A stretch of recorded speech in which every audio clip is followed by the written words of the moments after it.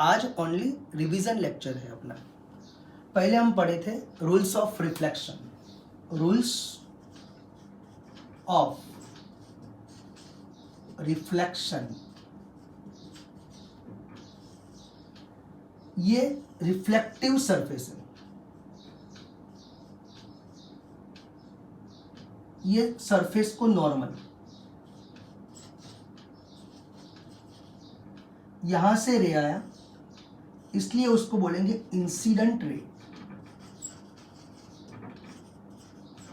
यहां से रे वापस जाता है इसलिए उसको बोलते हैं रिफ्लेक्शन रे।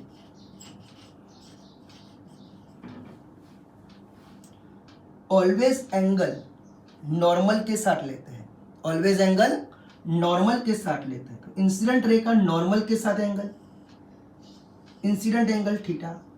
रिफ्लेक्शन रे का नॉर्मल के साथ एंगल, रिफ्लेक्शन एंगल थीटा। इसको आई भी बोल सकते हैं, इसको आर भी बोल सकते हैं। तो पहला रूल्स, इंसिडेंट रे बोर्ड पे है, रिफ्लेक्शन रे बोर्ड पे है, नॉर्मल भी बोर्ड पे है, इसलिए incident ray, reflection ray and normal तीनों एक ही प्लेन में है। दूसरा, incident angle is equal to reflection angle, incident angle is equal to reflection angle. Normal के एक साइड इंसिडेंट रे है, दूसरी साइड रिफ्लेक्शन रे है, that means incident ray and reflection ray normal की ऑपोजिटिव साइड है। टोटल कितने rules हुए? 3 rules. Incident ray, reflection ray and normal all are in same plane. Second, incident angle is equal to reflection angle. Third one, normal की इस side incident ray, इस side reflection ray, so that incident ray and reflection ray both are opposite side of the normal. क्या पढ़ा था? Concave mirror, convex mirror और plane mirror. पहले समझ लो, ये स्फेरिकल सेल है, अंदर कुछ मटेरियल नहीं है इसलिए उसको क्या बोलेंगे? Spherical shell. इसका हम सर्कुलर क्रॉस सेक्शन लेंगे, सर्कुलर क्रॉस सेक्शन लेंगे। फॉर एग्जांपल, ये स्फेरिकल सेल के ऊपर की सरफेस है, इसका हमने क्रॉस सेक्शन लिया, ऐसा शेप मिलेगा। इसके अंदर की सरफेस हम क्या कर देंगे? रिफ्लेक्टिव, तो कॉनकेव मिरर मिलेगा। आउटर सरफेस रिफ्लेक्टिव करेंगे तो कॉन्वेक्स मिरर मिलेगा। फिर से बोल रहा हूं बेटा, स्फेरिकल सेल जो था, ये स्फेरिकल सेल जिसका हमने क्या लिया? Circular cross section. उसके बाद ये सर्कुलर क्रॉस सेक्शन जो मिला उसके अंदर का सरफेस रिफ्लेक्टिव लेते हैं तो कॉनकेव मिरर मिलता है, बाहर का सरफेस रिफ्लेक्टिव लेते हैं तो कॉन्वेक्स मिरर मिलता है। मिरर का जो सेंटर है जिसको हम क्या बोलते हैं? पोल। मिरर के डायमीटर को क्या बोलते हैं? एपर्चर। जबकि सेल जो है उसके सेंटर को हम क्या बोलते हैं? Centre of curvature. इसकी रेडियस को क्या बोलते हैं? Radius of curvature. फिर से,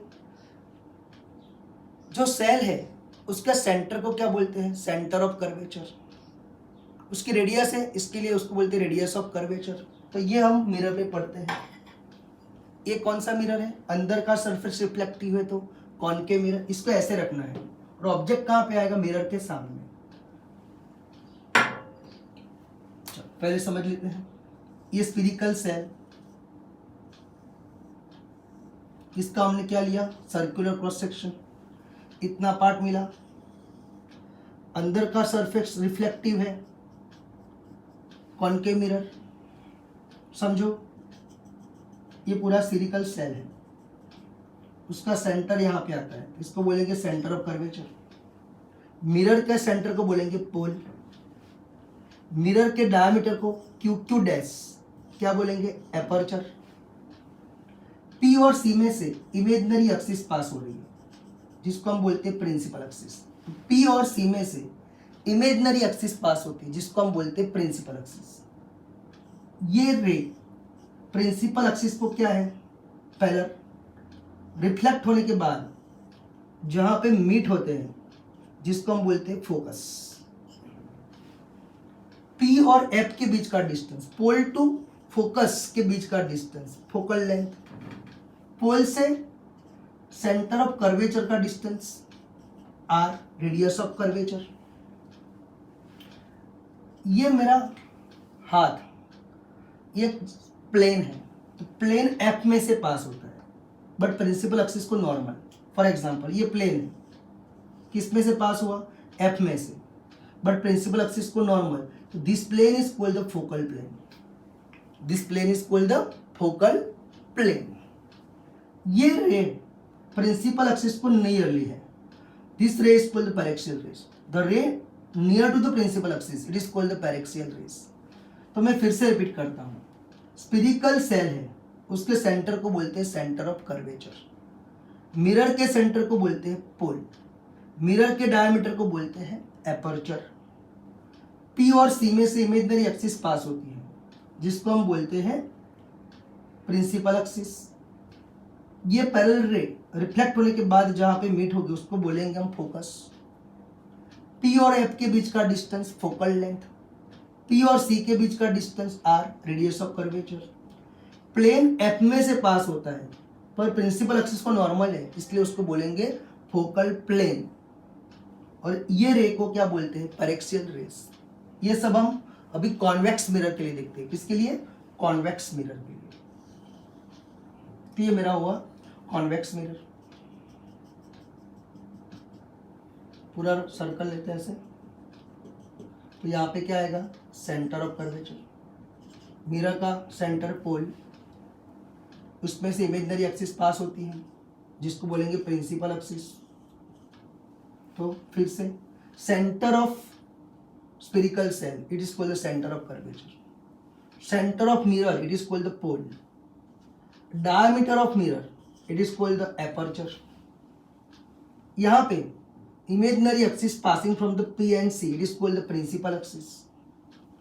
ये जो रे है बेटा वो प्रिंसिपल एक्सिस को पैरेलल है, रिफ्लेक्ट होने के बाद मीट नहीं होती है, रिफ्लेक्टेड रे अभी तो मीट नहीं हो रहा है, मीट करने के लिए उसको एक्सटेंड करना पड़ता है पीछे, इसलिए उसको बोलते हैं एपियर टू मीट। क्या बोलते हैं, एपियर टू मीट।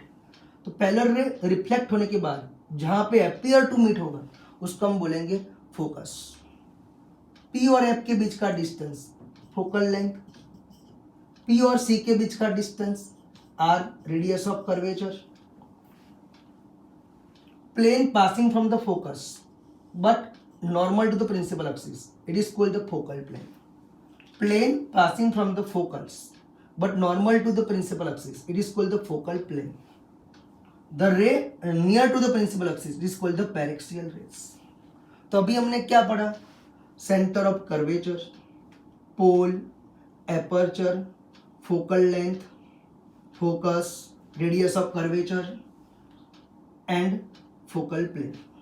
उसके बाद लास्ट में पढ़ा paraxial rays. Symbol system,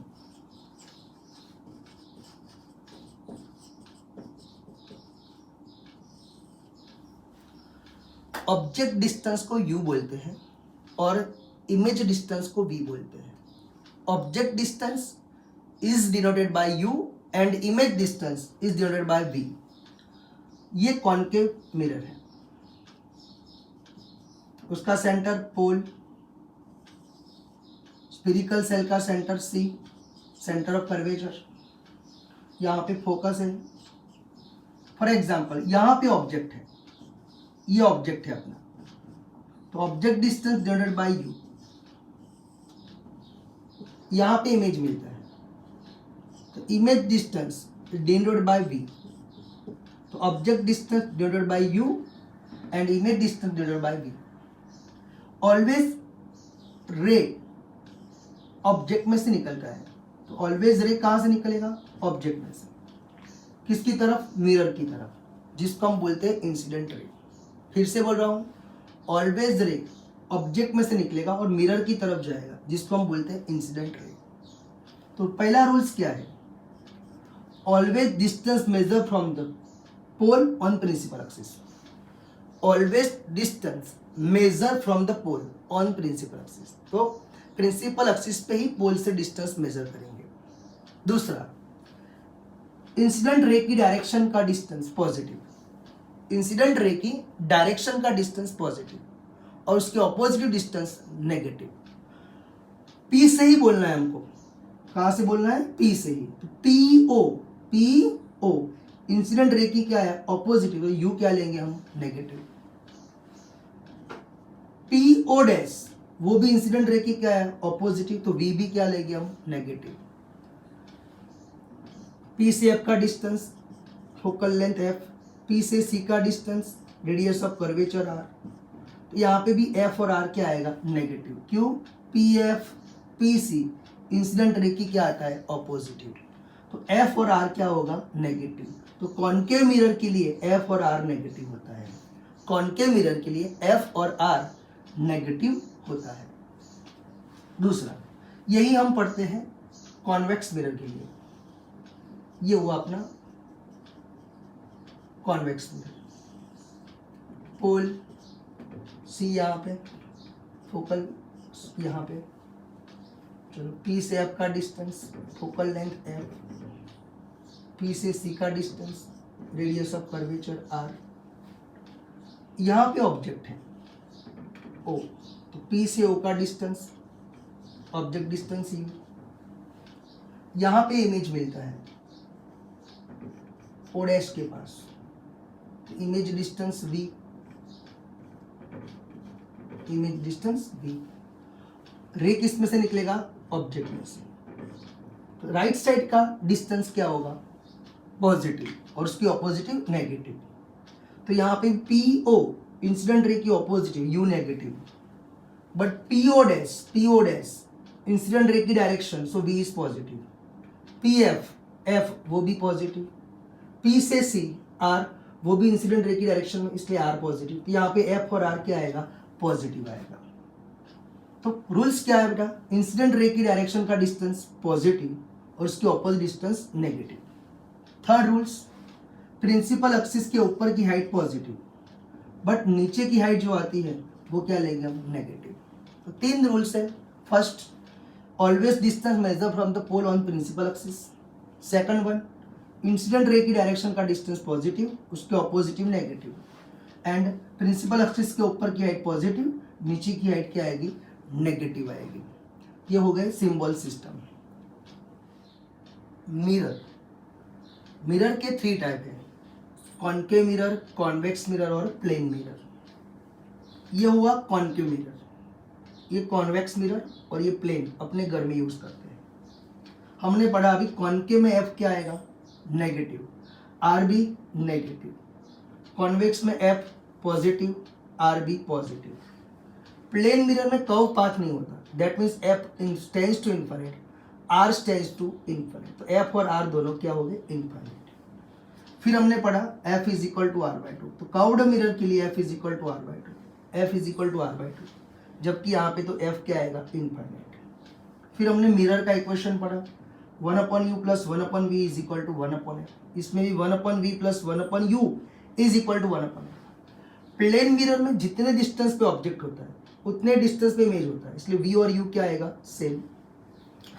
f की जगह क्या है उसकी, हमने r बाई टू, तो 1/u plus 1/v is equal to r by two, 1/u plus 1/v is equal to r by two, जबकि यहाँ पे तो ऐसा इक्वेशन नहीं मिलेगा, v is equal to u ही होगा यहाँ पे। Magnification, h dash by h, image height upon object height, minus v by u, image distance upon object distance, f upon f minus u हमने गुजकट के लिए प्रूव करवाया था।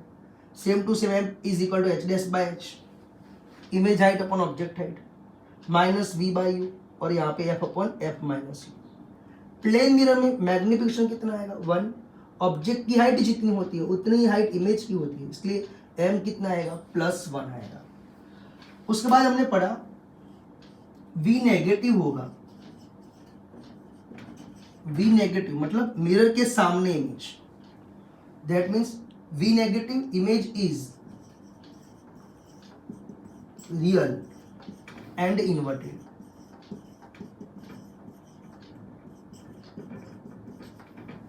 v पॉजिटिव होगा, image is virtual and erected. Same magnification में m negative होगा,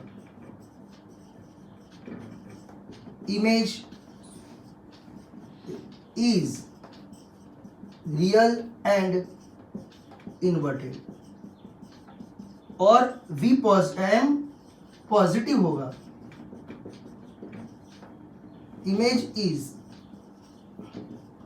virtual and erected.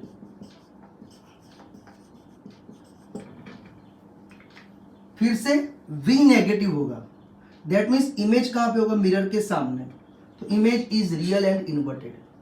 V positive मतलब इमेज मिरर के पीछे होगा, that means real and that means virtual and erected. Same to same M negative होगा, magnification negative होगा, तो अपना इमेज रियल और इन्वर्टेड होगा। M पॉजिटिव होगा तो image is virtual and erected होगा। Main topic about concave mirror, main topic about concave mirror. ये कॉनकेव मिरर, मिरर का सेंटर पोल यहां पे C, उसका हाफ F। फर्स्ट टॉपिक, यहां पे ऑब्जेक्ट है, तो ऑब्जेक्ट कहां पे है, C पे, तो इमेज भी कहां पे होगा, C पे। तो ऑब्जेक्ट C पे है तो इमेज भी कहां पे होगा, C पे होगा। That means object distance U, image distance V, दोनों क्या आएंगे, सेम। तो फर्स्ट टॉपिक में क्या बोल सकते हैं, ऑब्जेक्ट C पे तो इमेज C पे, इसलिए पहले तो ऑब्जेक्ट इमेज मिरर के सामने है, दैट मीन्स रियल और इन्वर्टेड। तो ऑब्जेक्ट C पे तो इमेज C पे, क्या बोलेंगे, real inverted but same in size, real inverted but same in size. Second topic,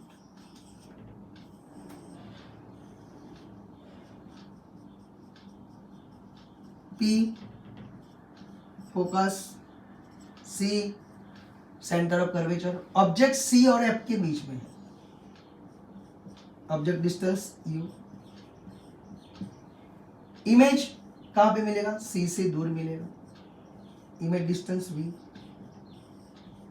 तो ऑब्जेक्ट C और F के बीच में, तो इमेज कहां पे मिलेगा, C से दूर मिलेगा।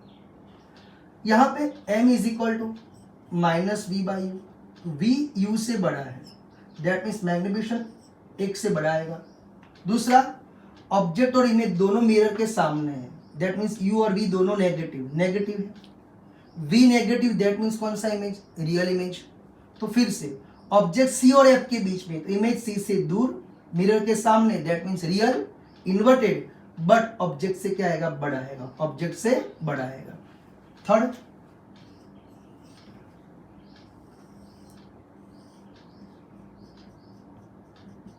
पोल focus centre of curvature, object C से दूर है तो इमेज C और F के बीच में आता है। यहां पे object distance U, image distance V, तो ऑब्जेक्ट C से दूर है तो इमेज C और F के बीच में आता है। क्या बोलेंगे, मिरर के सामने है तो रियल इन्वर्टेड बट ऑब्जेक्ट से कम साइज का, ऑब्जेक्ट से कम साइज का। फिर से बोल रहा हूं, ऑब्जेक्ट C से दूर है तो इमेज C और F के बीच में, रियल इन्वर्टेड, और ऑब्जेक्ट से उसकी साइज क्या होगी, कम होगी। क्यों कम होगी, तो M is equal to minus V by U, यहाँ पे V U से कम है, दैट मीन्स मैग्निफिकेशन 1 से क्या आएगा, कम आएगा। फोर्थ,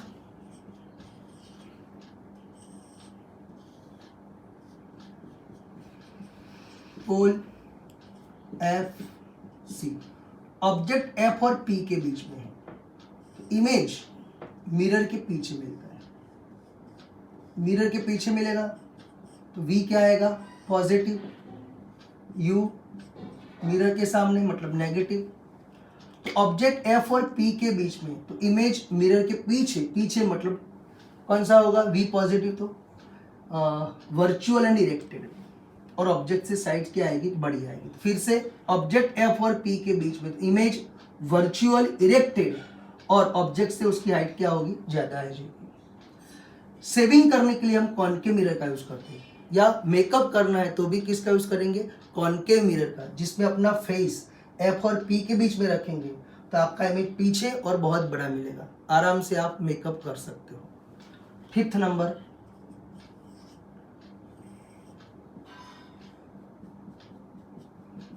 पोल, ऑब्जेक्ट इनफाइनाइट डिस्टेंस पे है। ऑब्जेक्ट कहाँ पे? Infinite distance. इनफाइनाइट डिस्टेंस में से कौन सा रे आएगा? पैरेलल रे। सारे कहाँ पे मीट हो गए? फोकस पे। तो इमेज भी कहाँ पे मिलेगा? फोकस पे। तो ऑब्जेक्ट इनफाइनाइट डिस्टेंस पे, तो इमेज कहाँ पे आएगा? फोकस पे। मिरर के सामने है तो क्या बोलेंगे? इन्वर्टेड, रियल, और ऑब्जेक्ट से उसकी साइज क्या आएगी? कम आएगी। फिर से बोल रहा हूँ, ऑब्जेक्ट इनफाइनाइट पे तो इमेज फोकस पे, रियल, इन्वर्टेड और उसकी साइज ऑब्जेक्ट से कम आएगी। 6 नंबर,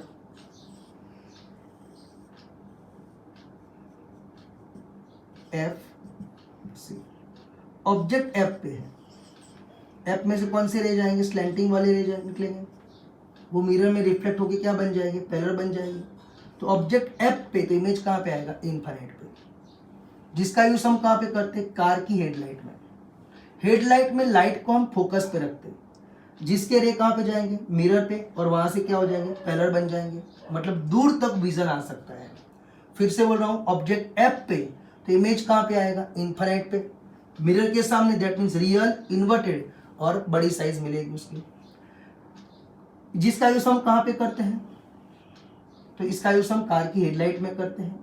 हेडलाइट को हम फोकस पे रखेंगे, जिसमें से स्लैंटिंग रे जाएंगे, मिरर में क्या बन जाएंगे? रिफ्लेक्ट होकर पैरेलल बन जाएंगे, तो दूर तक आप उसका विजन कर सकते हो।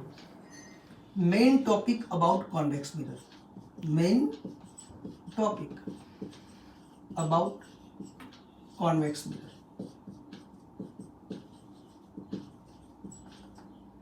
ये कॉन्वेक्स मिरर है, उसका सेंटर पोल प्रिंसिपल एक्सिस सी और F. For example, object infinite distance पे है। ऑब्जेक्ट कहाँ पे है? इनफाइनाइट डिस्टेंस पे। तो उसमें से कौन सा रे आएगा? पैरेलल रे आएगा। रिफ्लेक्ट होने के बाद फोकस पे क्या करेंगे हम? अपीयर टू मीट करेंगे, तो इमेज कहाँ पे मिलेगा? फोकस पे। तो ऑब्जेक्ट इनफाइनाइट पे है तो इमेज कहाँ पे मिलेगा? फोकस पे। ऑब्जेक्ट मिरर की तरफ मूव होता है तो इमेज फोकस से पी की तरफ मूव होगा। दैट मीन्स आपका ऑब्जेक्ट इनफाइनाइट से मिरर की तरफ मूव होता है तो इमेज एफ से पी की तरफ मूव होगा। दैट मीन्स कॉन्वेक्स मिरर में इमेज पी और एफ के बीच में या एफ पे मिलता है। तो ऑलवेज इमेज कहाँ पे मिलेगा? पी और एफ के बीच में या एफ पे। एफ से पीछे इमेज नहीं मिल सकता। इसका यूज हम कार की हेड साइड ग्लास में करते हैं। तो कार के साइड ग्लास में कौन सा मिरर होगा? कॉन्वेक्स मिरर यूज कर सकते हैं हम। रिफ्रैक्शन, एम्प्टी ग्लास है तो ग्लास के अंदर एयर मीडियम होगा, ऊपर भी कौन सा मीडियम? Air medium. अंदर पेंसिल डाल दी हमने, ऊपर नीचे एयर मीडियम है तो पेंसिल क्या होगी? स्ट्रेट जैसी है वैसी दिखाई देगी आपको। अभी पानी डाल दिया ग्लास के अंदर तो ऊपर कौन सा मीडियम? एयर मीडियम, अंदर वाटर मीडियम। अभी पेंसिल इमर्स्ड करते हैं तो वाटर मीडियम से पेंसिल स्लाइडली क्या होती है? बेंड हो जाती है, जिसको हम बोलते हैं refraction.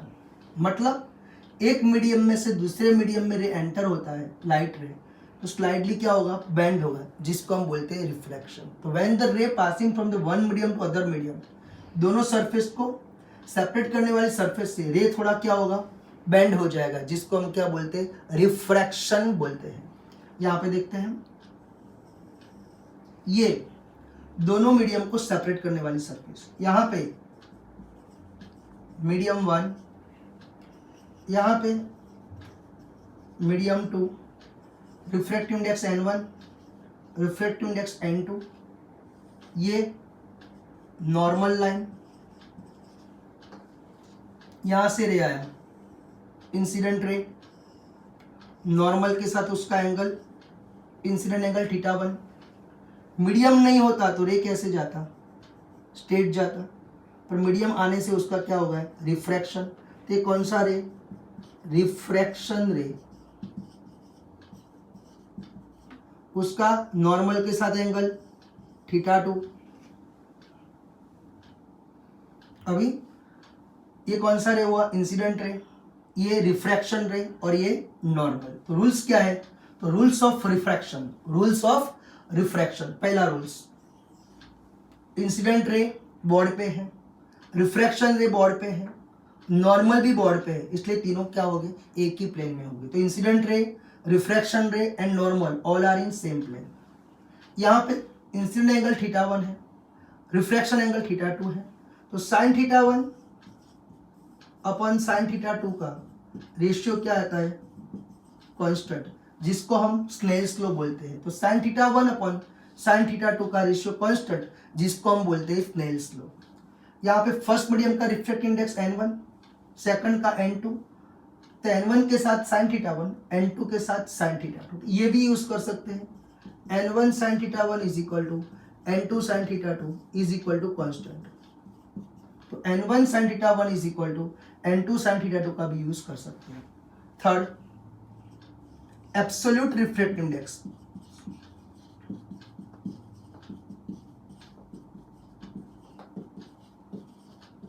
Absolute refractive index n is equal to c upon v. C क्या है, लाइट की स्पीड वैक्यूम में, लाइट की स्पीड वैक्यूम में। v क्या है, लाइट की स्पीड मीडियम में। तो refractive index of medium with respect to vacuum, refractive index of medium with respect to vacuum, it is called the absolute refractive index.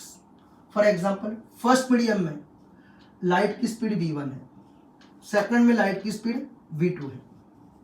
तो first medium का refractive index n1 is equal to c upon v1, second medium का refractive index c is equal n2 is equal to c upon v2। I repeat, refractive index of first medium n1 is equal to c by v1, refractive index of second medium n2 is equal to c by v2। दोनों को divide कर देते हैं, तो n2 upon n1 is equal to n2 upon n1 किया तो क्या आएगा, v1 upon v2। It is also called the n21।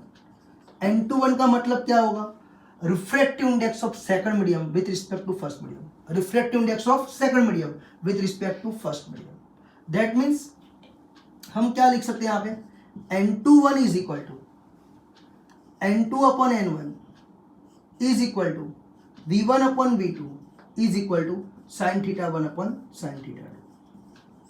तो n21 is equal to n2 upon n1 is equal to v1 upon v2 is equal to sine θ1 upon sine θ2। n21 refractive index of second medium with respect to first medium, n2 absolute refractive index of second medium, n1 absolute refractive index of first medium. v1 speed of light in first medium, speed of light in second medium, θ1 incident angle, θ2 refraction angle. आपको पता है एक medium में से दूसरे medium में enter होते हैं, एक मीडियम में से दूसरे मीडियम में एंटर होते हैं तो फ्रीक्वेंसी चेंज नहीं होती, वेवलेंथ चेंज होती है, but frequency can not change. तो when the ray passing from the one medium to other medium, frequency is not change, only wavelength is change. तो you know that v is equal to lambda f, तो v1 क्या आएगा, lambda 1f, v2 क्या आएगा, lambda 2f। तो यहाँ पे हम v1 अपन v2 को लैम्बडा 1 अपन लैम्बडा 2 भी लिख सकते हैं, v1 अपन v2 को लैम्बडा 1 अपन लैम्बडा 2 भी लिख सकते हैं। उसके बाद कि किसी भी मीडियम का रिफ्रैक्टिव इंडेक्स, किसी भी मीडियम का रिफ्रैक्टिव इंडेक्स इंसिडेंट रे की वेवलेंथ पे, टेम्परेचर पे और टाइप ऑफ मीडियम पे डिपेंड करता है। तो refractive index depend on type of medium, wavelength of incident ray and temperature, but rarer medium, denser medium cannot depend the density of medium. Optic rarer medium, optic denser medium cannot depend on a density of medium.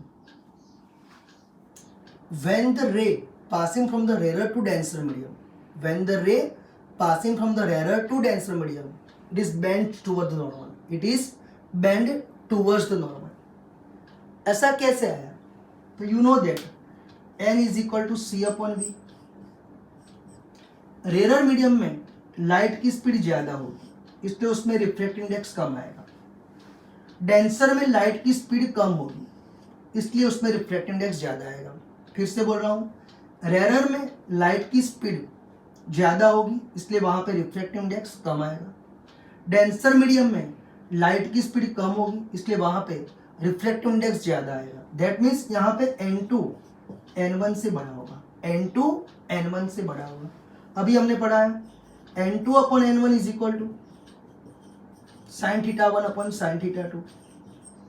n2 n1 से ज्यादा है, N2 बड़ा है तो यहाँ पे कौन बड़ा आएगा, θ1 θ2 से, तो θ2 स्मॉल एंगल आएगा, θ1 ज़्यादा बड़ा एंगल आएगा। उसका मतलब when the ray passing from the rare medium to denser medium, refraction ray bends towards the normal, refraction ray bends towards the normal. यहाँ पे देखते हैं when the ray passing from the denser to rare medium, denser में से कहाँ पे जाएंगे, rare में, तो bends away the normal, bend away the normal. ऐसा कैसे हुआ, तो यहाँ पे नीचे कौन सा मीडियम है, रेयर, ऊपर कौन सा मीडियम है, डेंसर, तो डेंसर का रिफ्लेक्ट इंडेक्स रेयर से क्या होता है, ज़्यादा होता है, तो N1 is more than N2। अभी अपना equation N2 upon N1 is equal to sin θ1 upon sin θ2, N1 is more than N2, इसलिए θ2 is more than θ1, so that when the ray passing from the denser medium to rarer medium, refraction ray bend away the normal, refraction ray bend away the normal। अभी आगे देखते हैं N21 का मतलब क्या, N2 upon N1, इसको मैंने क्या कर दिया 1 अपन N1 अपन N2 कर दिया, N1 अपन N2, तो N21 इज इक्वल टू क्या प्रूव हो गया 1 अपन N12, तो N21 is equal to 1 upon N12। अभी N31, N31 is equal to N3 upon N1, मैंने क्या किया N3 अपन N2, N2 अपन N1, मतलब ऊपर नीचे N2 से मल्टीप्लाई कर दिया, तो N31 is equal to N32 N21, same to same N51 is equal to N51 upon N1, तो N5 अपन N4, N4 अपन N3, N3 अपन N2 और N2 upon N1, N51 is equal to N54 N43 N32 N21, तो N51 is equal to N54 N43 N32 और N21। अभी lateral shift, ये glass cube है, क्या है glass cube, इसकी thickness T, ऊपर कौन सा मीडियम, एयर मीडियम, नीचे भी एयर मीडियम और अंदर ग्लास मीडियम है, यहां से रे इंसिडेंट होता है। अभी ऐसा समझना है ग्लास नहीं है, ग्लास नहीं है तो रे कैसा जाएगा, स्ट्रेट, बट यहां पे तो कौन सा मीडियम है, ग्लास मीडियम, तो यहां से रे का क्या होगा, refraction bends towards the normal, और यहां पर आएगा, फिर यहां से रे कहां पे जाएगा, एयर मीडियम में, तो ग्लास में से एयर में जाता है, तो एयर कौन सा मीडियम होगा, रेयर, तो अवे द नॉर्मल, और फिर से रे ऐसा चला जाएगा, तो इसको कौन सा रे बोलेंगे, इंसिडेंट रे, और यहां से जो रे बाहर आया उसको बोलेंगे हम इमर्जेंट रे।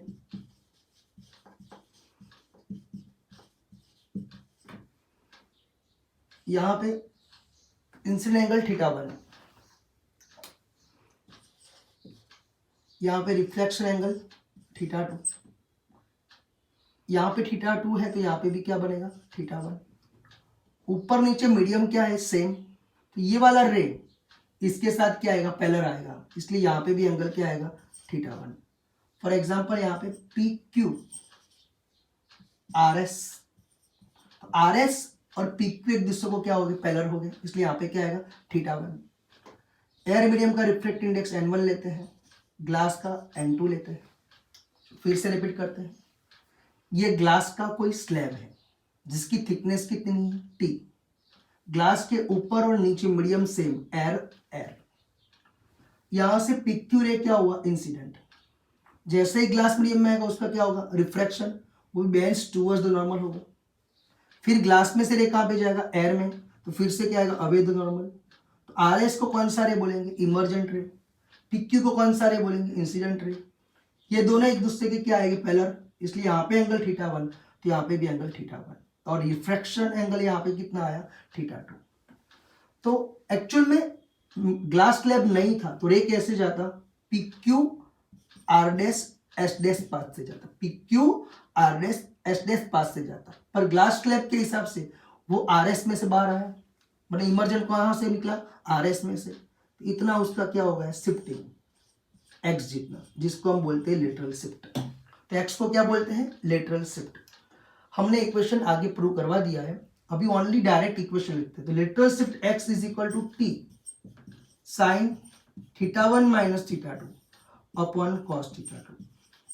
तो lateral shift X is equal to T sine theta 1 minus theta 2 upon cos theta 2। T क्या है, thickness of slab, theta 1 incident angle, theta 2 refraction angle, X क्या है, लेटरल शिफ्ट। मोस्ट ऑफ सब में क्या करते हैं, थीटा 1 गिवन होता है, थीटा 2 गिवन नहीं होता है। तो क्या करेंगे, हम स्नेल्स लॉ यूज करेंगे, n1 के साथ साइन थीटा 1, n2 के साथ साइन थीटा 2।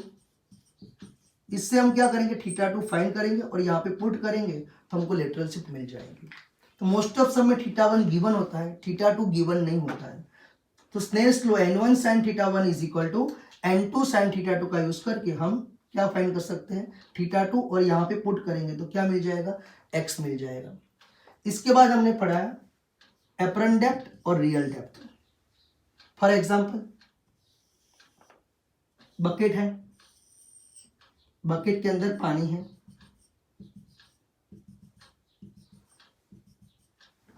यहां पे एक्चुअल डेप्थ एचओ डिस्टेंस पे है, पर आप ऊपर से व्यू करते हो, जब आप ऊपर से व्यू करते हो तो आपको डेप्थ यहां पे दिखाई देती है, तो उसको क्या बोलेंगे, एपरेंट डेप्थ एच आई। तो मैंने सिखाया था आपको एच आई अपन एच ओ क्या रखना है, फिक्स।